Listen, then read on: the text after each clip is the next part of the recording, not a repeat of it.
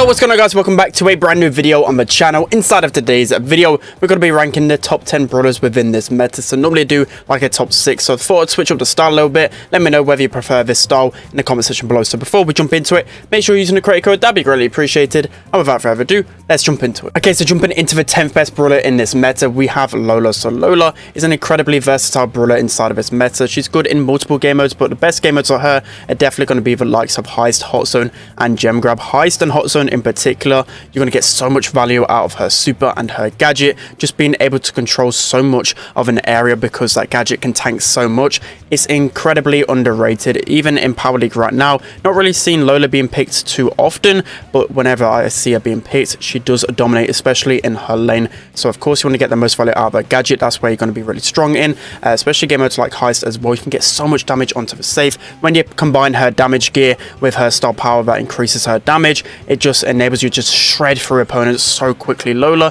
super versatile and definitely one of the strongest brawlers inside of the game. Okay, so next up at number 9 we have Beau. So Beau is incredibly versatile in this meta and always has been in and around the top 10 brawlers, but I'd say she's gone up in the meta even though she hasn't received any buffs, just because of brawlers that kind of fit her role beforehand, like the likes of Byron. Did receive a recent nerf, so she's kind of fit that long range sniper role where she's also pretty good against shorter range brawlers as well. So that's why she's really strong right now, and also brawlers like Eve as well falling it out. So Beau obviously getting a bit higher in the rankings, so she's pretty much good in every single game mode right now. The only game modes and maps really won't play her on are the super grassy ones because she's not really good against those shorter range brawlers, especially if they can take her out really quickly. But overall, again, as I said, super versatile. I just love playing Beau, and you can pretty much play her as like a first, second pick because it's super safe. She's good into pretty much everything except for like a Piper, because you can get countered pretty hard there. Okay, so next up at number 8 we have Beau. So Beau is still a super strong brawler inside of the new meta, just because of his overall mechanics. He's pretty much that brawler that you can always rely on as a mid or even a lane. He's fallen off a little bit in the meta. You might see him slowly drift off a little bit more as people kind of learn how to play against him. I know he's been around for a couple of months now since his recent buff, but as time has gone on, people have kind of discovered how to face off against Beau. But overall he's pretty solid. He hasn't really got too many like standout counters. He's just pretty decent overall against a lot of different brawlers. He's good across every single game mode basically, especially with his gadget. It can be incredibly versatile. He does a lot of damage as well. His mines can help clear up the map as well, so if you pair this with like another sniper for example, it just makes you able to dominate the enemies a little bit better. So Beau is really strong in this meta. Okay, so moving into the 7th best brawler inside of this meta, we have Squeak. So Squeak is still strong in the new meta because nothing's really been touched about Squeak. Like, his gadget still lasts for 10 seconds, and a lot of the maps in Power League Squeak is really strong in because there's a lot of grass, a lot of choke points, and a lot of ways you can get so much value out of your main attack as well. His super can easily be cycled as well because of that gadget, allowing you to change shots a lot easier. Just overall, Squeak is super toxic. Again, kind of getting a little bit weaker in the meta though, just because people are finding out his counters, and there are a few aggro brawlers in the meta that can counter him pretty hard, the likes of Bonnie, the likes of Carl, kind of creeping into the meta a lot more. So Squeak of course struggles against those short range brawlers, so watch out for the decline of Squeak. Okay, so now moving into this 6th strongest brawler within this meta, we have Ruff. So even though Ruff's received a recent nerf to his sandbags, I'll still put him as one of the best brawlers inside of the game just because of how strong he is in pretty much every single composition. I wouldn't really say he's that type of brawler that everyone just goes to pick all the time, because he's a pretty boring brawler in the fact that for the most part you're just playing that supportive role.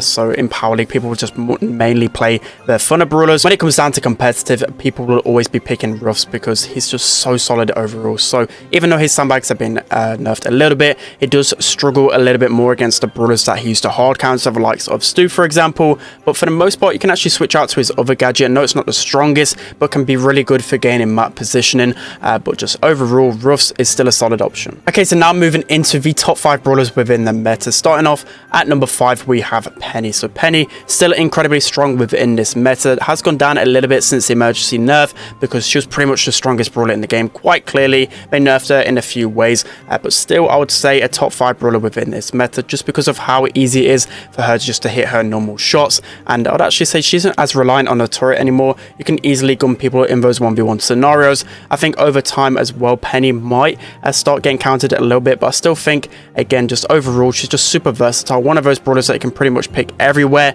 The strongest counters her are going to be aggro brawlers, because once those gadgets are burnt, you can take her down pretty easily. But just overall, she can be really hard to deal with, especially if you're cycling those turrets over and over again. Okay, so next up at number 4, we have Crow. So Crow still somehow didn't receive any type of nerf within the last set of balance changes, and he still continues to be one of the strongest brawlers inside of a game, mainly because of his slowing toxin gadget is so incredibly broken, guys, and especially on those longer range maps, it's really hard to deal with Crow. When you combine him with the speed gear as well, it's just that assassin that is just really hard to take down, especially if you play him really well. He's so good in so many different modes, and he's a really strong counter to a lot of the meta brawlers, the likes of Leon, for example, Max. They're some of the best brawlers inside of a game right now, and you can easily just go a Crow and counter him. Same with tanks as well. You can just go a Crow, even though he doesn't do a ton of damage, just his overall mechanics can really help counter. So overall, he's really flexible, still one of the strongest brawlers inside of a game. Okay, so now moving on to the third strongest brawler within the meta, we have Bonnie. So Bonnie